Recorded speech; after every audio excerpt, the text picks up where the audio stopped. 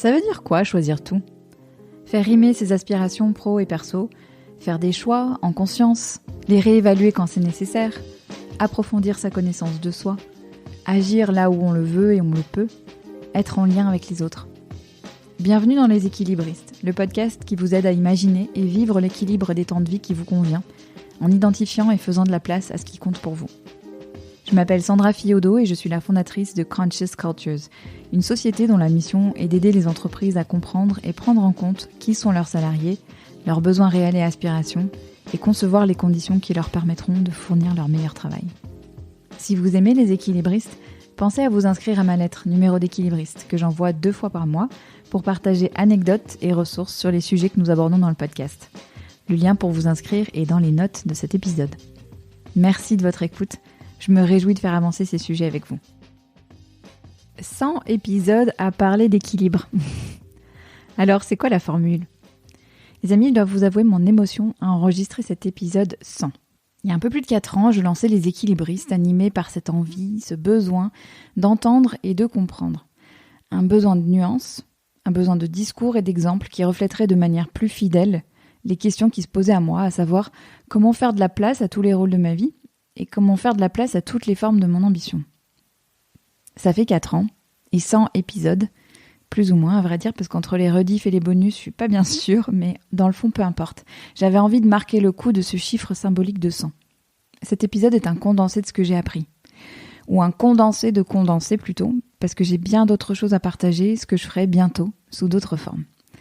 Les équilibristes, à ce stade, ce n'est plus un podcast. Ça en a la forme, mais c'est plus profond que ça. Un hybride entre terrain de jeu, parce qu'il faut dire que je m'y amuse beaucoup, et un labo de recherche. Parce que si je célèbre ici avec vous 100 épisodes du podcast, en coulisses, il y a eu des échanges avec des centaines d'entre vous, mes équilibristes, comme je vous appelle avec affection. Des centaines d'auditrices, d'auditeurs, parce qu'ils sont bien là, ces messieurs, mais aussi des clients, que ce soit des entreprises, des organisations ou des clients individuels en coaching. Ce que je vais vous raconter ici, ce sont les quelques leçons que je tire de cette expérience. La première chose, c'est que je vais commencer par le sujet de l'équilibre vie pro, vie perso en tant que tel. Si vous m'écoutez depuis un moment, vous savez comme j'aime peu cette expression, que j'emploie pourtant parce qu'elle a le mérite d'être claire et de situer le sujet.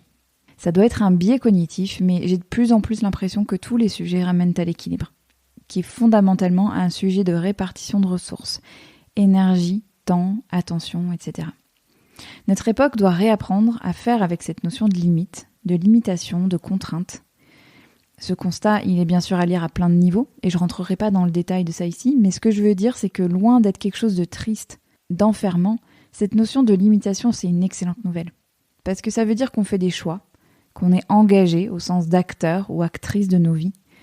Alors le choix, on l'a pas toujours, bien sûr, mais on l'a souvent beaucoup plus qu'on ne le croit. La deuxième chose, c'est que le sujet n'est pas tant l'équilibre que la notion de vie réussie. Et là, je mets des guillemets, parce que c'est selon sa propre définition. La notion de vie riche, donc quelque chose de hautement personnel. Ce qui m'intéresse dans mes interviews et dans le travail avec mes clients, qu'ils soient entreprises ou individus, c'est de comprendre ce qui peut nourrir la sensation d'équilibre, qui est bien plus intéressante à explorer que la notion d'équilibre en tant que telle. Et donc poser la question de la réelle demande derrière cette phrase « Je veux préserver mon équilibre vie pro, vie perso ». Ça veut dire quoi ? Est-ce la question de dire « Je veux un travail intéressant qui soit pas dévoreur de tout mon temps et mon énergie » ? Est-ce l'envie d'habiter ces différents rôles, de passer de manière la plus fluide possible de l'un à l'autre, sans tiraillement ou culpabilité excessif ? Ou encore celle de ne pas renoncer à cet engagement associatif ou citoyen qui compte tant pour vous ? Ou encore. Il y a plein de questions possibles derrière cette question de l'équilibre. Je le dis dans l'intro, et je le dis souvent par ailleurs, le sujet est un sujet millefeuille. Ça tombe bien pour moi, parce qu'il est infini, il est tentaculaire, il a plein de formes, donc il est passionnant. Et ce qui m'a le plus frappé ces derniers temps, c'est à quel point ses racines sont profondes. Bien sûr, l'équilibre est propre à chacun, à chacune, bien sûr, et il évolue tout au long de la vie. Mais faire vivre cette réalité-là, c'est pas une mince affaire. Ce que je veux dire par là, c'est que ce sont des sujets extrêmement chargés, pour les uns et les autres, chargés émotionnellement parce que impliquants. Choisir de s'investir à fond dans sa carrière ou choisir de l'interrompre pour un temps, c'est impliquant. J'ai une communauté d'auditeurs et d'auditrices que vous êtes, qui est remarquablement curieuse, ouverte, tolérante. Et de temps en temps, un commentaire, toujours bienveillant, me fait réaliser à quel point on a vite fait de juger les choix des autres. Parfois avec des intentions sincèrement louables, comme par exemple celle de mettre en garde une femme qui choisirait d'arrêter de travailler contre le risque de devenir dépendante financièrement de son mari, avec les conséquences potentielles que l'on sait. Impossible de parler de choix profondément intimes, comme celui que je viens d'évoquer, sans faire le lien avec ses résonances sociétales, voire politiques. Et c'est ainsi. Ce que je constate à mon niveau et au vôtre, si j'en crois vos retours, c'est que la diversité des profils de mes invités vous permet de piocher, de faire votre miel, comme le dit si joliment mon amie Fanny, et vous permet de remplacer le jugement par de la curiosité. Tiens, c'est pas mon choix, peut-être que ça ne le sera jamais, et ça m'intéresse de le comprendre, et ça me fait réfléchir. En ce sens, ce podcast constitue pour moi un cadeau, celui de la connexion aux autres, et ça me donne une bonne excuse pour contacter les gens et leur demander de me parler d'eux, et le cadeau de la curiosité, de leur choix et de leur trajectoire. Si on passe maintenant au niveau du dessous, c'est-à-dire des clés pour concrètement prendre soin de son équilibre, un constat sans appel pour commencer. Prendre soin de soi est la priorité. Mettre le masque à oxygène avant de le mettre aux autres. You can't pour from an empty cup. On ne peut pas verser depuis un verre qui est vide. Les métaphores ne manquent pas en français et en anglais pour dire ce besoin fondamental et si difficile à assumer. Prendre soin de soi, ça veut dire quoi ? C'est très simple et on n'a pas besoin d'un spa pour le faire. C'est aussi simple et complexe à la fois que bien se connaître, être à l'écoute de ses besoins, les communiquer efficacement et sereinement.